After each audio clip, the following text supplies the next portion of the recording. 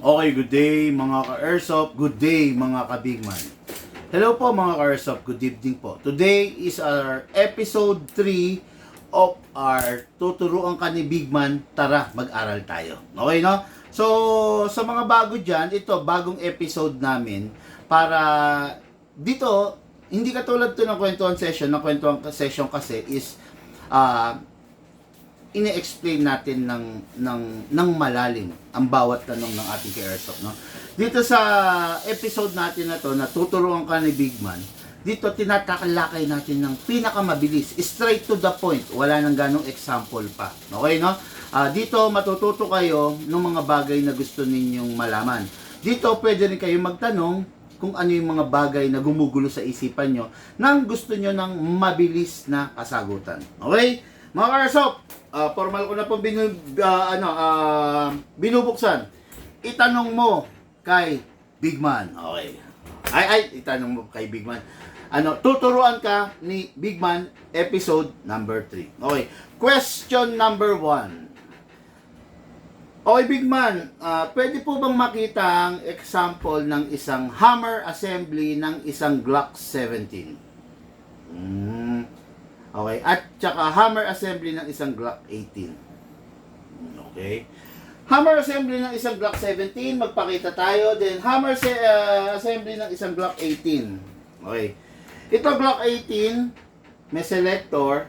Ito Glock 17, wala. So, ibig sabihin, single fire lang and rapid fire. Okay. Hammer assembly nito is nasa loob. Dismantle natin.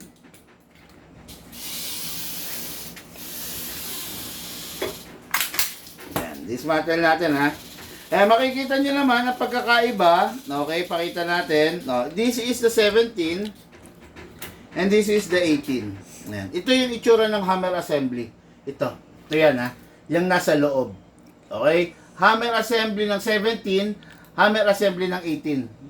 Ayan. Focus mo. Kita? Kita. Sigurado mo malinaw, ha? Malinaw. Okay. Yan. Hammer assembly ng 17, hammer assembly ng 18. Pengya ako na nakabaklas. Dali lang mga Airsoft, nagpapakuha lang ako na nakabaklas, ha. Ayan. Hammer assembly ng 17, hammer assembly ng 18. Okay? Halos magkaparehas, pero magkaiba yung loob ng mekanismo. At pag inalis siya, itong itsura niya. Isang buong assembly. Kaya nga, isang buo siya. Kaya sinabing assembly. Assembly, assemble. Naka-assemble siya.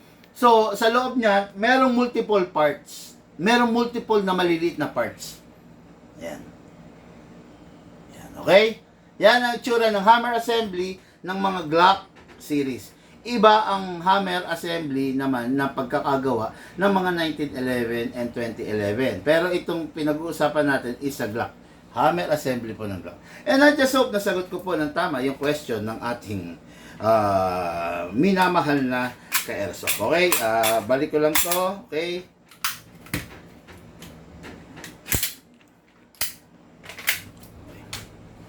Okay, next question. Bigman, paano po i-dismantle ang isang Glock? Okay.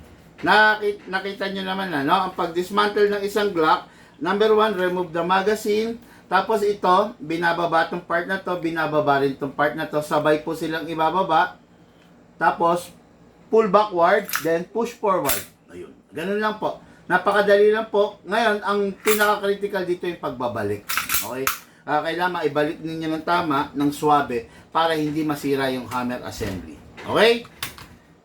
Next question, Bigman, sa 1911 po, pwede po bang makita kung ano yung disconnector? Okay, kuha tayo 1911 or 2011. Parehas lang naman po ang 1911 and 2011. So, kuha na lang po tayo ng isang 2011.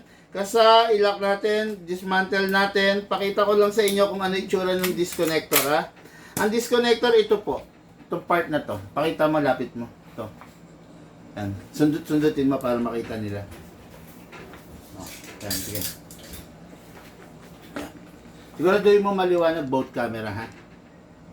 Yan po ang itsura ng disconnector, ha? Napupudpud po yan, nasisira po yan, lalong-lalo na pag hindi nilalagyan ng silicone oil, napepersa po yan. Pag napersa po yan, ang tendency, labo, ha? Yan po ang itsura ng disconnector ha. Pag napudpud po yan, ang tendency yung unit ninyo nagra-rapid fire. Siya po yung responsible sa pag-disconnect. Sabi nga, disconnector. Disconnect, dinidisconnect niya yung pag-recoil, yung pagputok. No? Kaya isa-isa, pak. So, kasabay ng pagpindot mo ng trigger, ang paggalaw ng disconnector. Okay? And I just hope nasagot ko po ng tama yung question ng ating ka-airsoft. Biruin mo ha, nakakaano na tayo ha. Ilang minuto pa lang tayo pero ang dami na nating nasagot, no? Ang dami na nating naibigay na kasagutan doon sa tanong ng ating ka-airsoft. Okay? Next question po natin.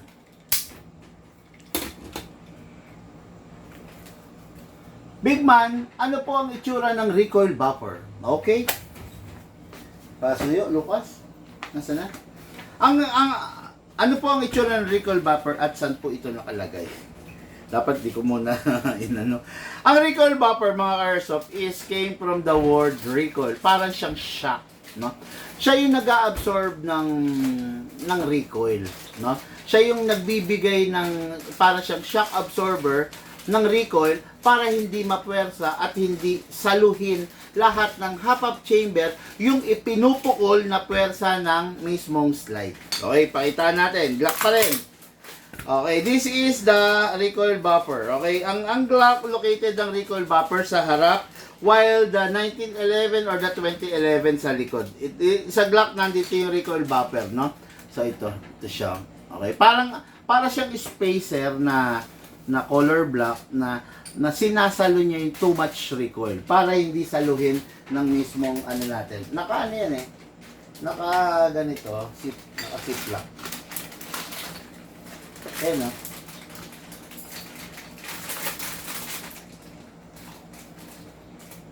Okay, ganito po ang itsura ng isang recoil buffer pero sa CC Shadow po ito ha, pero halos ganito rin naman sa iba, papakita ko sa inyo.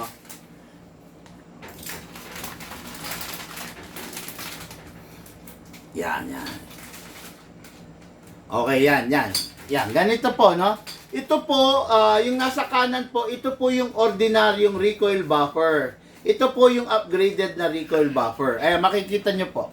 Lapit mo para makita nila. Yan, nakikita nyo naman po yung pagkakaiba, mas makapal po, mas matindi yung upgraded na recoil buffer. Okay? Yan po, ayan. Yan. Okay? Ngayon po, depende po ang pag-upgrade ng recoil buffer, ha? Tandaan nyo to, mas kinakapalan natin yung recoil buffer, mas mahina ang recoil. Sabi nga, di ba? Hindi po pwedeng kakapalan natin palagi, no? Ibinabagay din po natin dun sa unit, okay? Halimbawa po, sinabi nyo, bigman paki-upgrade po yung recoil buffer. I-upgrade po natin, pero sisiguraduhin ko po na mag-enjoy pa rin po kayo sa recoil, okay? Tatandaan nyo, ayan, the more na mas malapad, the more na mas malakas ang recoil. So, pag the more na mas malakas ang recoil, the more na nawawala ka naman sa focus. The more na mas malapad, the more na mas less ang recoil. The more na mas manipis, the more na mas malakas ang recoil. Kaya kailangan dun lang tayo sa balanse. Hindi naman pwedeng isagad natin yung recoil buffer ng ganyang kakapal, tapos ang gusto mo pala is yung feel na feel mo yung unit. 'Di ba? Pag ganito nakakapalan nilagay natin, behave na lang yung unit mo. Tandaan nyo, pagdating sa barrel, every millimeter counts. Okay, no? Kaya wag kayong magpapalin lang sa unang tingin, manipis, makapal, wag, no? Basta, pag dito sa Big Man, sigurado tayo na yung unit mo, pag nakarating sa'yo, nakatono, tamang-tama ang firing base sa ni-request mo sa amin. Okay? And I just hope nasagot ko po yung question ng ating ka-airsoft. Okay? Meron siningit dito na na yung tao ko, okay? Kasi merong nagpa-ship sa amin na hindi nagbigay ng unboxing video, okay? Pagdating sa inyo ng parcel, pagdating sa inyo ng item, nire-request ko na mag-unboxing video po kayo. Tatlo yung nire-request ko unboxing video, test fire, at saka selfie. Okay? Ang silbi po ng isang unboxing video, para po makita natin na nakasealed yung unit, na nakasealed yung parcel. Bubuksan ninyo, walang cut to dire-diretso, bubuksan ninyo, tapos makikita natin na yun mismo yung pinadala naming unit sa inyo. Okay? Ngayon, kukunin mo, itetest file mo, makikita natin kung may problema yung unit mo.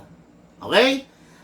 Tapos, magse-selfie ka as a proof na na-receive mo at saka, syempre, for record purposes. Okay? Ngayon, kung wala kang unboxing video, paano namin masisigurado? Paano yung protection namin? Di ba? Paano namin masisigurado na yung ipinapakita mo sa amin na unit, yan yung amin? Di ba? Halimbawa, halimbawa ito binili ko. Sabi ng seller, Big Man, bigyan mo ako ng unboxing video, ha? Sige. Dali, ha? Ready ko lang. Big Man, bigyan mo ako ng unboxing video, ha? Di sige. Gagawin natin senaryo, ha? Hindi ako nag-unboxing video. Okay? Halimbawa, hindi ako nag-unboxing video. Tapos tatawag ako sa seller, meron pong problema yung pinadala yung item sa akin. Nasaan ang ebidensya? Nasaan ang ebidensya mo na ito yung pinadalang item? Di ba? Paano? Marami kasi nanloloko. Sa panahon ngayon, marami manloloko. Sa amin, ilang beses na kami niloloko. Pero hindi sila lumulusot eh. Okay, ito yung pinadala naming item. Okay, ito yung pinadala namin. Ngayon, papalitan niya ng ibang item. Ibig sabihin, meron na pala siya nung ganong item, pero sira. Kaya siya umorder sa amin para isi-switch niya yung item. Di ba? Yan ang mga isang klase ng mga panloloko ng mga Pilipino. Sad to say, kapwa pa Pilipino yung mga nanloloko sa atin. Ngayon, hindi ko sinasabing lahat manloloko. Pero, kaya meron tayong rules, di ba? Meron tayong rules kung bakit natin kailangan yung unboxing video. Para pagpapatunay na inosente tayo, di ba? Pinadala namin. Ikaw, binuksan mo. Buksan ng parcel. Pak. Okay, ito yung pinadala ni Big Man. Nasa video yan. Okay, test file natin. Pak! Uy! May problema. Teka, send ko yung video ko kay Big Man. Di ba? Ako ngayon, papanoorin ko. Okay, sige, tama. Item natin yan. Okay, siyan, titest file na niya. Uy! Tumigil. Ay! Merong malfunction dun sa unit. Palitan natin yung unit.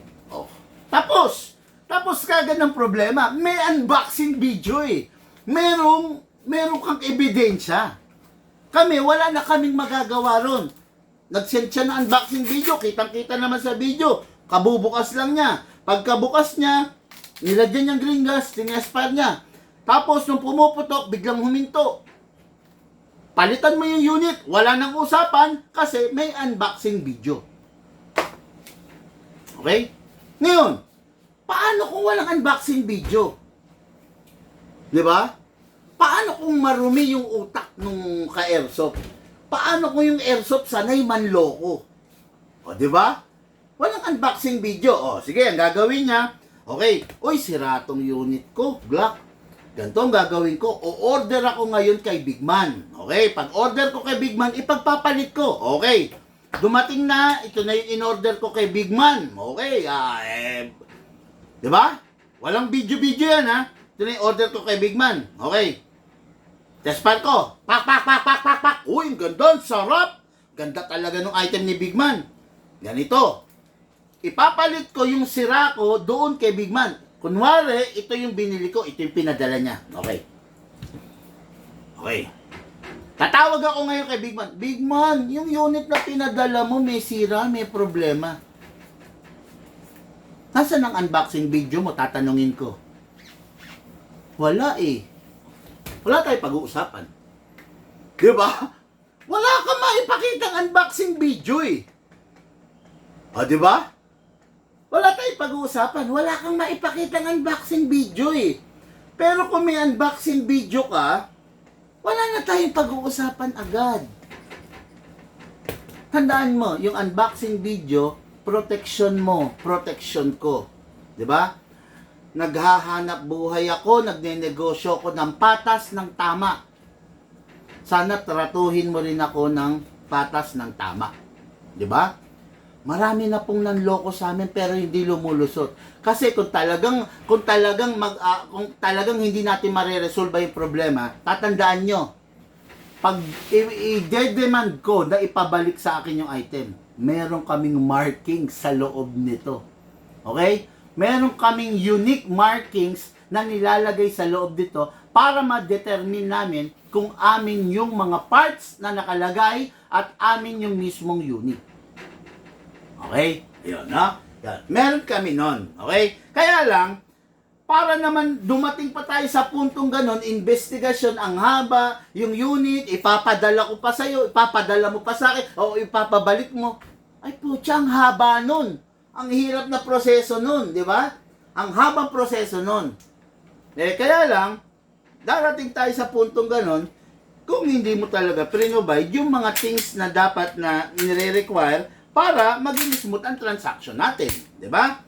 Kaya ganun po ka-importante ang isang unboxing video. Okay, and I just hope nasagot ko ng tama yung question ng ating carousel. Okay, ito pa, dagdag katanungan. Big man, yung customer tumutulo yung bala, paano raw ang gagawin? Tumutulo, sumusuka, ibig sabihin siguro, no?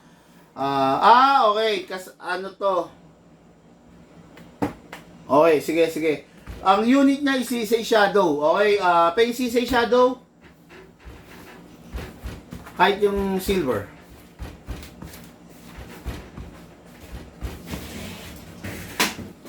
Okay, Sisay Shadow, wag na yung rare, sayang eh. Okay, Sisay Shadow, silver. Okay, unang-una mong gagawin, syempre, dismantle mo yung unit. Okay? Para ma-dismantle, tulak mo to. Kasama mo, tulak mo, then ito, alisin mo to. Okay? Then, alisin mo to. Okay, ayan, makikita nyo, ano na siya, ano to? Recall buffer to, ha? Kita nyo, ang laki, oh. Diba? Okay. Sumusuka ng bala yung unit niyo. Bakit ba susuka ng bala? Pag merong nagpondo, or may nagpondo, may naiwan kayo, or yung hapa rubber ninyo, kulang ng tension. Okay, paano paglagay ng tension? Buksan ninyo yung unit ninyo, kailangan nakatangelato, ito, ikot yung kanan. Ikot kanan, konti-konti lang, no? Konti-konti lang, small turn, then balik ninyo. Testing ninyo, pag tumutulo pa rin, dismantle again, ikot ulit kanan to, konti lang, then balik ulit. Pag tumutulo pa rin, dismantle again, ikot ulit, then testing hanggang sa dumating yung puntong hindi na siya umiikot. Huwag ninyong susobrahan yung ikot kasi mapepwersa yung hapa rubber ninyo. Okay? Tandaan nyo, ang mga rubber may elasticity na tinatawag. Kailangan gradual ang tension na ina-apply. Subukan mong bigyan ng matinding tension agad ang isang rubber, sabog yan. Okay?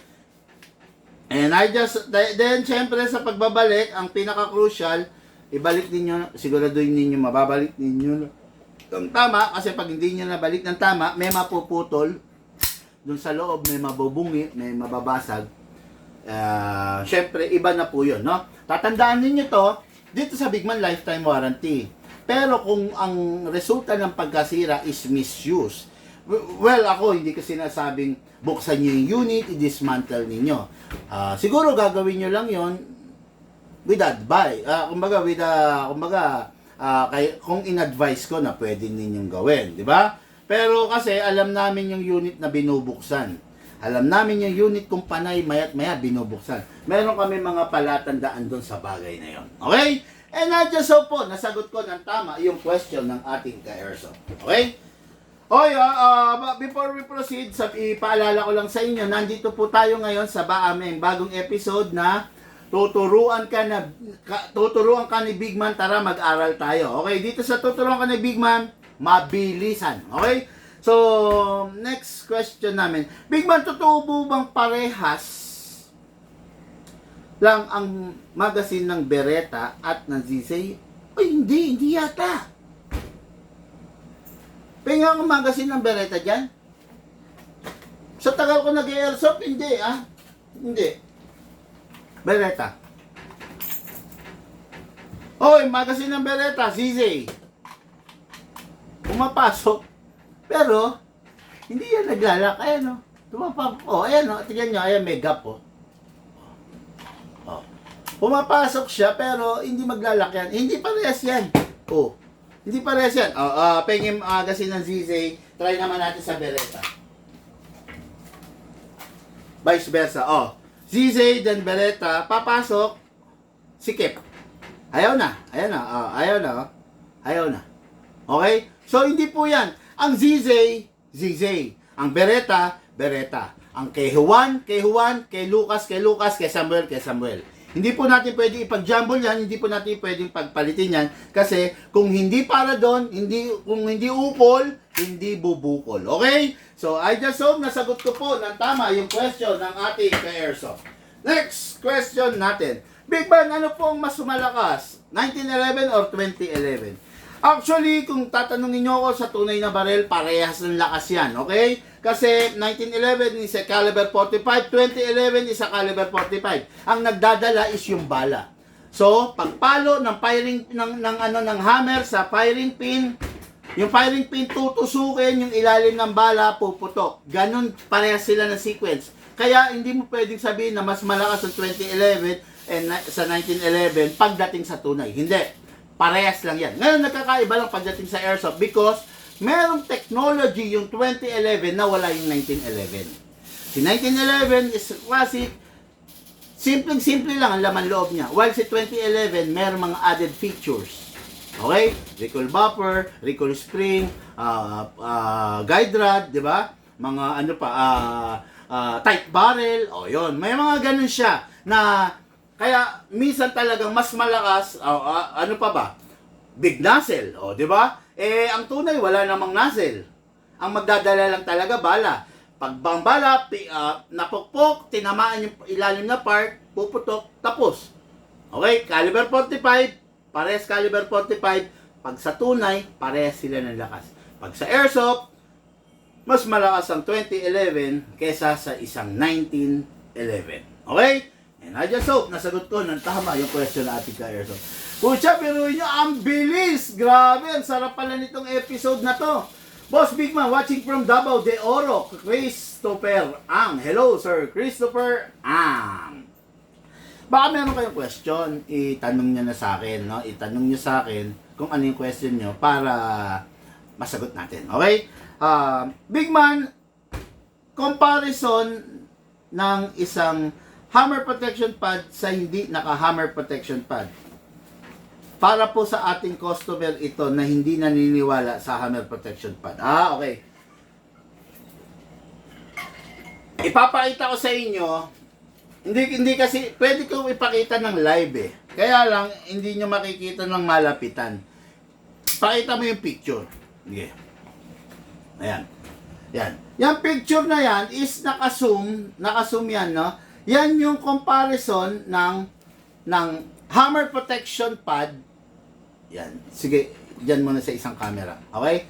Comparison ng hammer protection pad at ng unit na nakadami firing pin.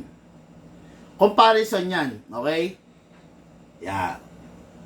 Parang nakagilid, look. Hindi makita ng... Yan. Look. Medyo ganun mo. Parang hindi ko makita Yan. Okay? Ayan Okay. Yung isa dyan, ayun yung parang butas, yun yung hammer protection pad. Yung isa naman dyan, yun yung dummy firing pin. Okay? Parehas po yan, na T-Rex, high kappa, pero yung isa dyan, naka-hammer protection pad, yung isa naka-dummy firing pin. Okay? Sa isang camera. Yan. Okay? Yan po yung comparison. Ngayon mga ka-airsoft, ganito po yan. Every live ko, every unit, sinasabi ko kung ano yung kargang upgrade. Nandito kami sa serbisyong ito para magkaroon ng tapat, ng maayos, ng magandang serbisyo. Hindi ko po sasabihin na naka-upgrade ng hammer protection pad kung hindi naman talaga naka-upgrade ng hammer protection pad. Ang sasabihin lang po natin dito sa Bigman is kung ano yung totoo, kung ano yung serbisyong ino-offer natin doon sa ka-airsoft. Okay? Pag sinabi kong yung unit is naka-fixed outer barrel, naka-fix outer barrel. Hindi ko sasabihin na yan, naka-fix outer barrel yan. Pero,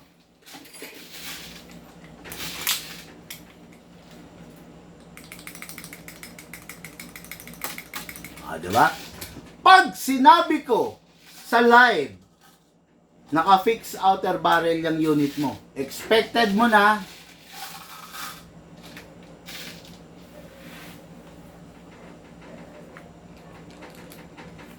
okay. Hindi ko sasabihin na naka-fix outer barrel yan. Tapos, ganito makukuha mo.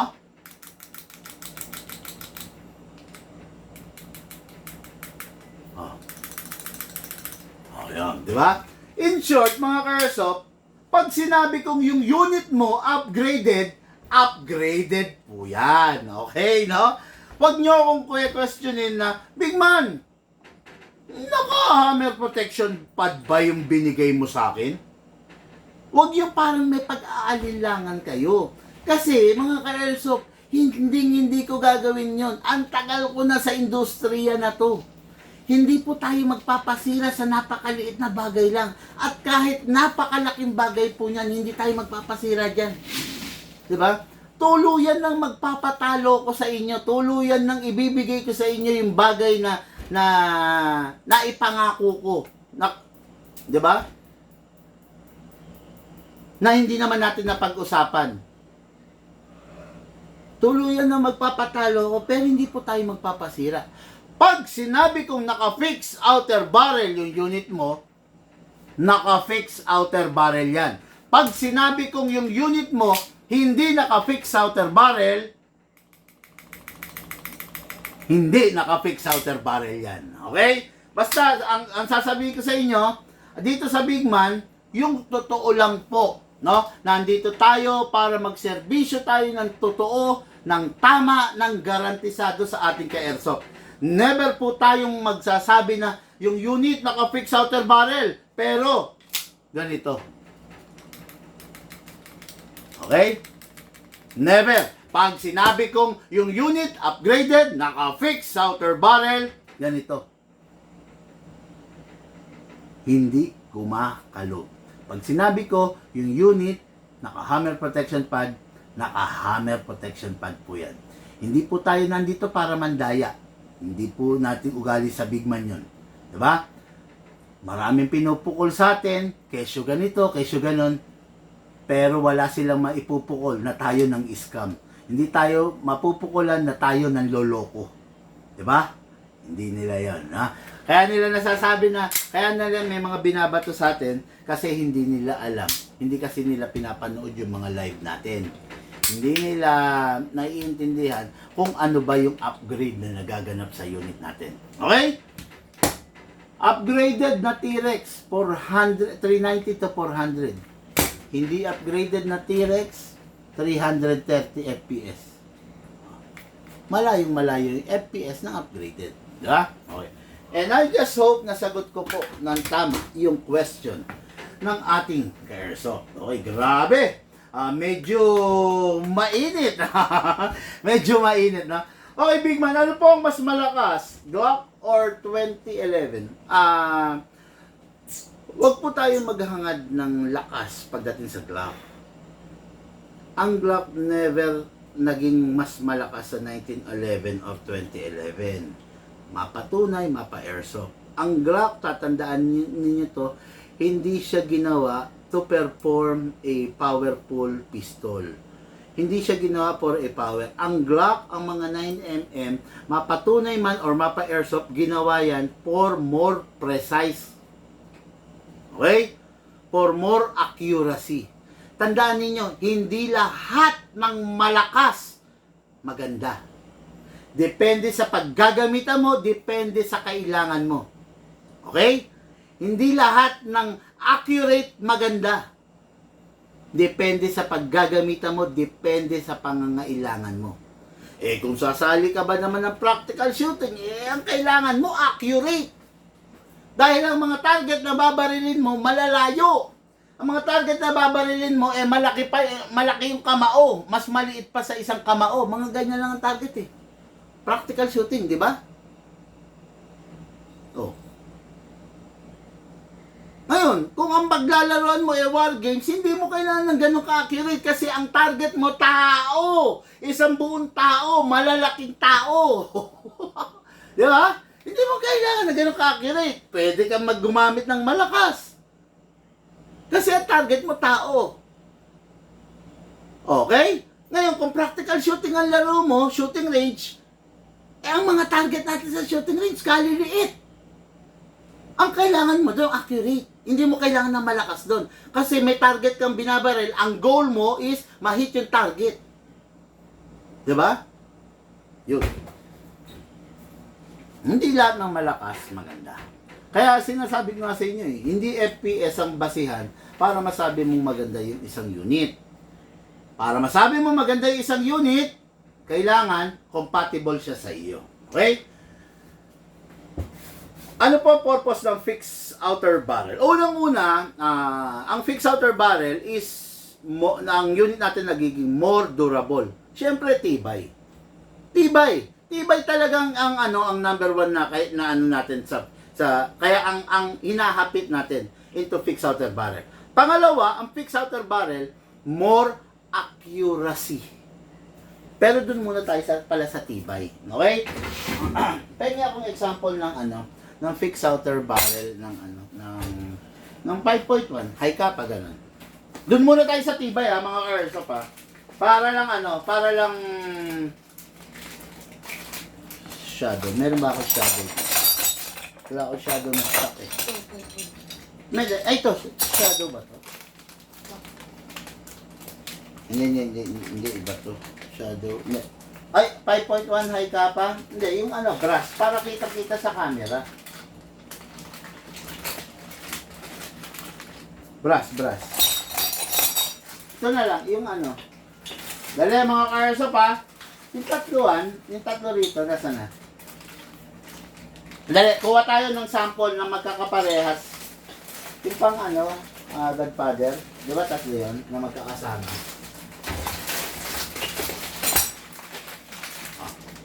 Okay, yan pakita ko lang sa inyo.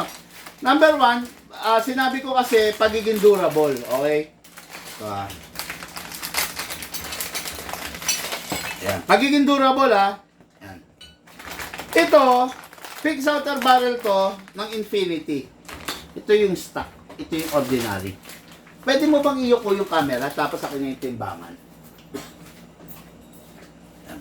Ito medyo maganda ang live na to. Yan. Nasa yung timbangan.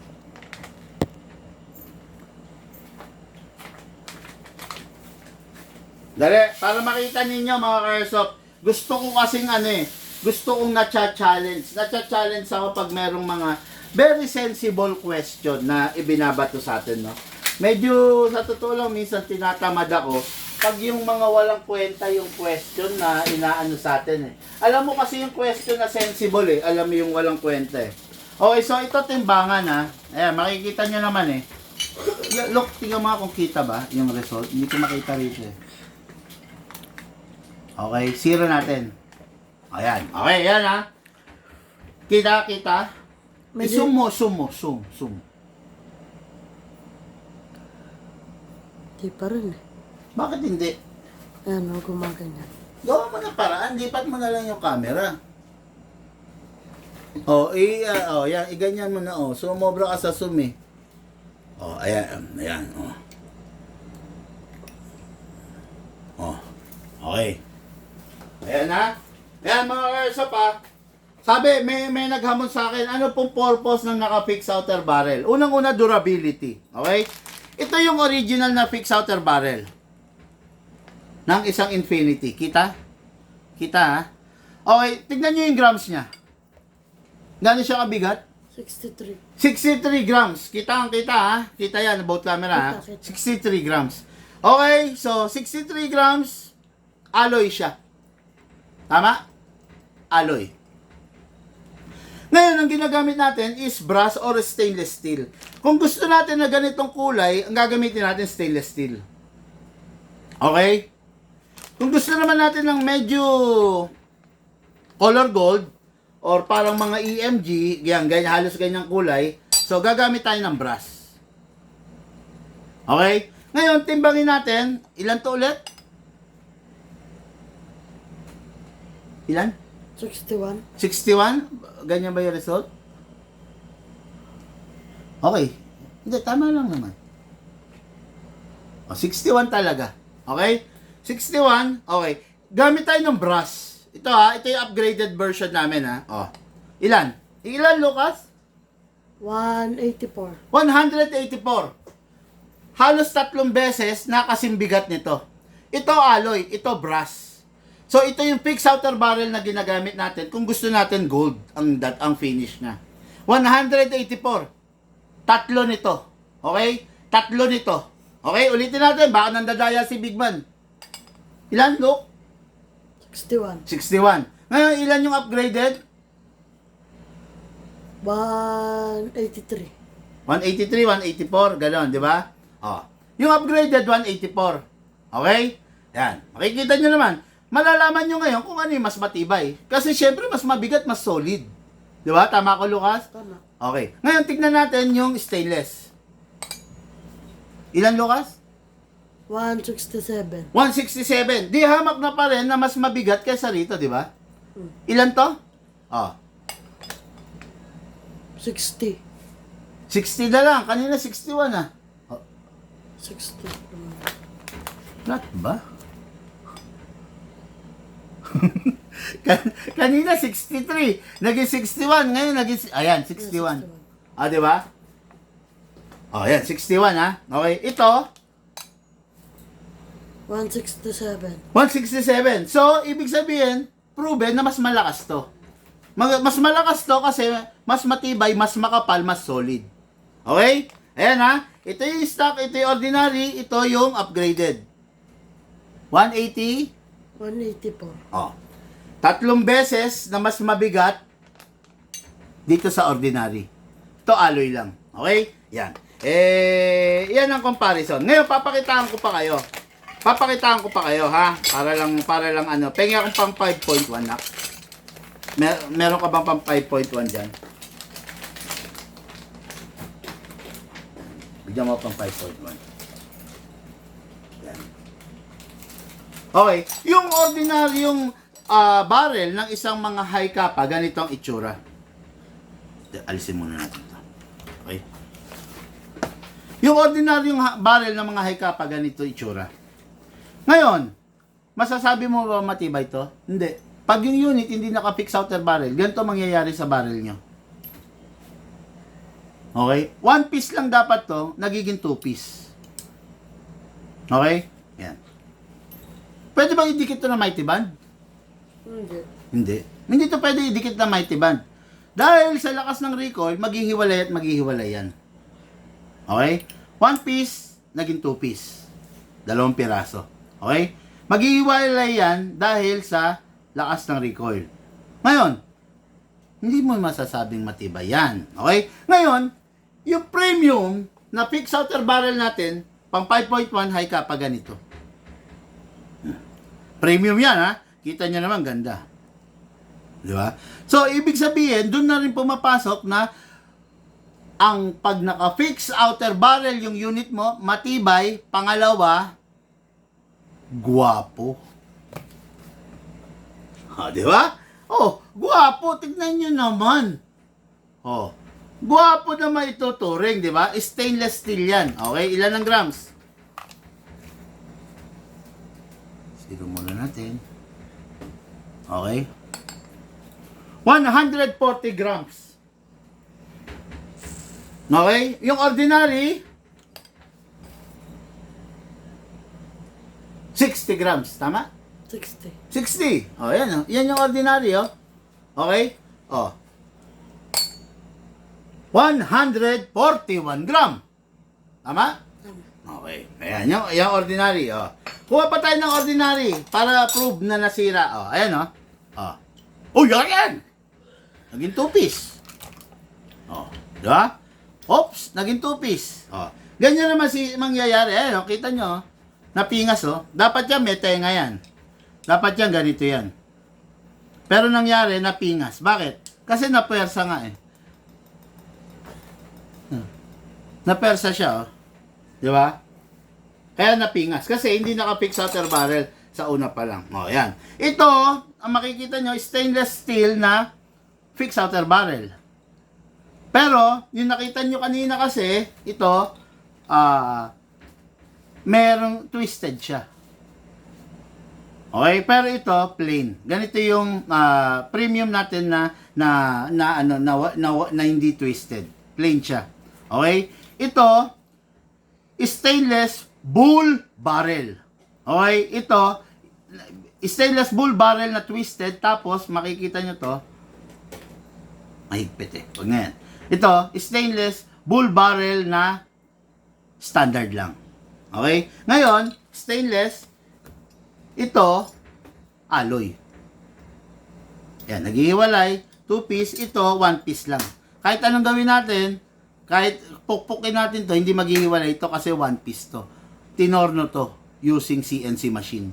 Ito, minolde using recycled alloy.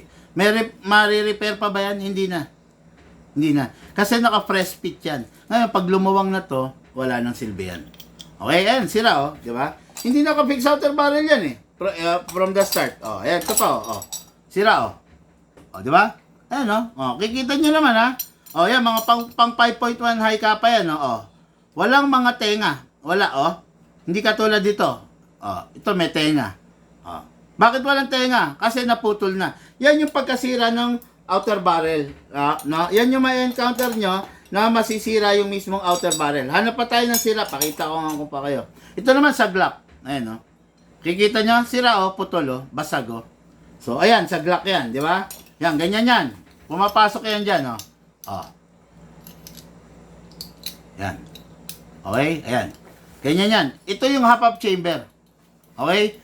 Maglalaban yan kung ano yung masisira. Kung hindi upgraded yung unit nyo, ayan, oh, kumakalog, oh. Kita nyo? Yan. Maglalaban yan kung ano yung unang masisira. Dito sa pagkakataon na to, unang nasira yung barrel. Naiwan yung half-up chamber. Ayan. Okay? Yan, pakita ko sa inyo, no? Ayan ang ano. Ayan, oh. Ito naman sa mga 2011 naman, ayan, oh. Okay? Ayan. Kita nyo? Hindi naka-fix outer barrel, oh. Yan, ganyan na nangyayari dyan sa loob ng unit ninyo. Pag yung unit ninyo hindi naka-fix outer barrel, ayan, ganyan na nangyayari. Okay? Pero, pag yung unit ninyo naka-fix outer barrel, eh, naku naman, talaga naman, mag-e-enjoy ka. Hindi ka magsisisi. Okay? Tandaan nyo, mga Carsoft, ang upgrade ginagawa para mapaganda yung isang unit. Walang upgrade na walang magiging silbi sa unit. Lahat ng upgrade, merong nagiging silbi. Okay? Meron pa rito isang naghihiwalay. Ayan to, ayan oh. Ayan oh. Oh. Okay? Oh. Galing to sa high-end na unit. John Wick Combat Master. Pang Combat Master yan, EMG. High-end yan ha. Pero tignan nyo nangyari, oh. Ayan, oh. Ikot natin, ha. Oh, naghiwalay. Oh. Kasi hindi naka-fix outer barrel.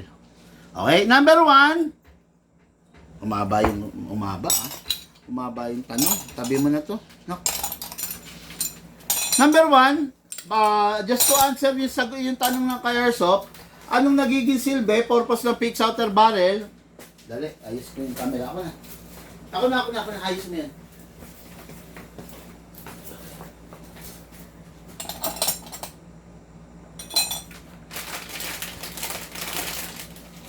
Dali, ayos ko lang ang camera.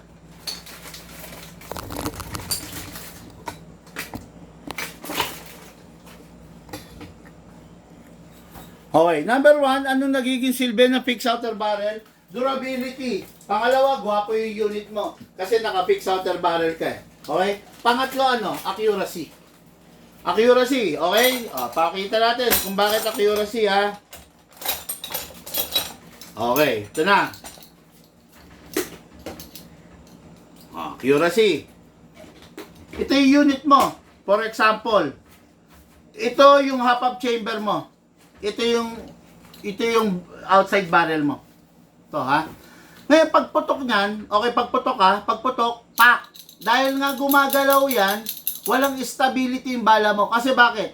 Ito, kumakalog siya sa inner barrel. Konting vibrate lang na ibigay ng outer barrel dun sa inner barrel, yung bala, nawawalan na yung direction. Tandaan niyo yung bala natin nakadikit dito sa wall. Yung bala natin dito, hindi kumakalog sa loob ng inner barrel yan. Talagang sealed tight yan, yung bala. Siguro, kahit liwanag hindi makakalusot eh. Subukan ninyong kunin yung barrel ninyo, itapat ninyo sa ilaw, pasukan ninyong bala. Wala kayong makikita liwanag. Kasi sealed yan eh. Okay? Sealed tight yan. Ha? Ayan, ganitong gawin ninyo. Ayan ha. Para malaman ninyo na totoo yung sinasabi natin. Okay? Kunin nyo, itapat ninyo sa ilaw, pasukan ninyong bala. Wala kayong makikitang liwanag. Kasi sealed yan. Kung meron kayong makitang liwanag, ibig sabihin, gastado na yung inner barrel mo. Pag gastado na yung inner barrel mo, wala ka na rin accuracy. Tatandaan mo, ang inner barrel, sealed yan. Ultimo alikabok, pwedeng bumara. Okay? Ganong kalupit ang inner barrel natin. Ngayon, sa konting vibrate na ibinibigay ng outer barrel natin, nawawalan ng direction yung BBs. Okay? Yan. Grabe, ang haba. Ang haba ng topic pagdating sa barrel. So, nawawalan ng direction yung BBs, nawawalan ng accuracy yung unit mo. Yung BBs mo, imbis na diretso, ang nangyayari, lumilipad. Nawawala kasi binigyan siya ng vibrate nito eh. Di ba? Ayan. And I just hope nasagot ko po ng tama yung question ng ating ka-airsoft online na hindi mabanggit ang pangalan. Sayang, hindi ko mabanggit ang pangalan niya, no? Watching from Canada, sabi ni Sir Romel Mateo. Hello, Sir Romel, no? Watching from Mindanao, Zamboanga del Norte. Hello po, Ginaline Germata. Hello po sa inyo, no? Okay, mga airsoft, dapat ano lang to eh. Dapat 30 minutes lang ang tuturuan ka kayo ni Bigman. Pero umabot tayo ng 47 minutes. Meron pa akong tanong dito. Dagdagan pa natin. Huwag kayong maiinip. Kasi informative naman yung ano natin dito eh. No? Yung binibigay naman natin. Sensible nga eh. Di ba? Sensible. Ibig sabihin may sense. Hindi basta walang kakwenta-kwentang maritesan, chismisan ng pinag-uusapan natin dito. Pinag-uusapan natin dito yung bagay na ikakatuto mo. Okay? Last question, no? Ito madalas tinatanong sa akin to. Ano ang pinakamalakas na pistol? Okay. Pinakamalakas na pistol, it doesn't necessarily mean na siya yung pinakamaganda. Yung pinakamahina naman, hindi naman ibig sabihin nun siya yung pinakapangit. At tandaan ninyo to, bawat gamit may purpose.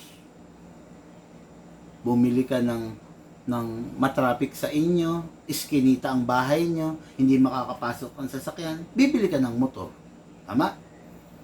Ngayon, summer, nahihirapan yung pamilya mo, papasok kayo sa opisina, idadaan mo yung mga anak mo, hindi kayo kasya sa motor lahat. Bibili kayo ng sasakyan. Maihatid mo yung anak mo sa school, maihatid mo si misis mo bago ka pumasok ng opisina. Kasya kayo sa sasakyan. May purpose ang bawat bagay. Ngayon, bumili ka ng pinakamalakas na pistol, pero ang paggagamitan mo pala practical shooting range. Defeated ang purpose. Diba? Ang paggagamitan mo shooting range eh. Hindi mo kailangan ng pinakamalakas sa shooting range. Ang kailangan mo sa shooting range, accurate, precise. Diba? Ayun, ayan. Hindi lahat ng pinakamalakas siya yung pinakamaganda. Depende paano, saan, at kung kailan mo gagamitin. Okay? Hindi pwedeng sa pagpili ng airsoft, tandaan nyo, kaya yung mga bumibili sa akin, kaya yung mga bumibili sa akin, ang daming repeat, ang daming referrals na pumapasok sa akin, ang daming repeat client. Bakit? Kasi yung client ko nag-e-enjoy since day one. Bakit? Kasi yung unit niya, bagay na bagay sa pangangailangan niya, saktong-sakto sa grip niya. Saktong-sakto sa paggagamitan niya. Ibig sabihin, swak na swak. Okay? Ngayon, bakit ka magkikwit sa airsoft? Bakit ka hindi tatagal sa airsoft? At bakit hindi mo i-recommenda si Big Man? Hindi mo i-recommenda si Big Man kasi kung pangit yung nakuha mong unit. Bakit ka magkikwit sa airsoft? Kasi kung hindi sakto yung unit na kinuha mo base sa paggagamitan mo. Di ba? Totoo yan, di ba? Isa lang ang dahilan, bakit hihiwalayan mo yung girlfriend mo? Isa lang ang dahilan. Bakit? Pag hindi ka na masaya. Pag hindi mo na siya mahal. Pag hindi na kayo nagkakasundo. Maghihiwalay kayo. Ganon din ang mangyayari sa airsoft. Pag hindi ka na-enjoy sa airsoft mo, pag hindi na naibibigay ng airsoft mo, hindi na ibigay ng airsoft mo, yung hinahanap mo, yung expectations mo, maghihiwalay kayo ng airsoft mo. Ibebenta mo. Pero kung nag-enjoy ka sa airsoft mo, pang! Hindi mo ibebenta. Magipit ako, magipit ka. Gagawa ka ng ibang paraan para magkapera, pero hindi mo ibebenta yung airsoft mo. Kasi mahal mo, kasi compatible kayo. Lahat po tayo nagmula sa iba't ibang larangan, pinagbuklod, pinag-isa, ng iisang libangan. Yun po ang paglalaro ng airsoft, patid po sa inyo ng inyong lingkod, Big Man.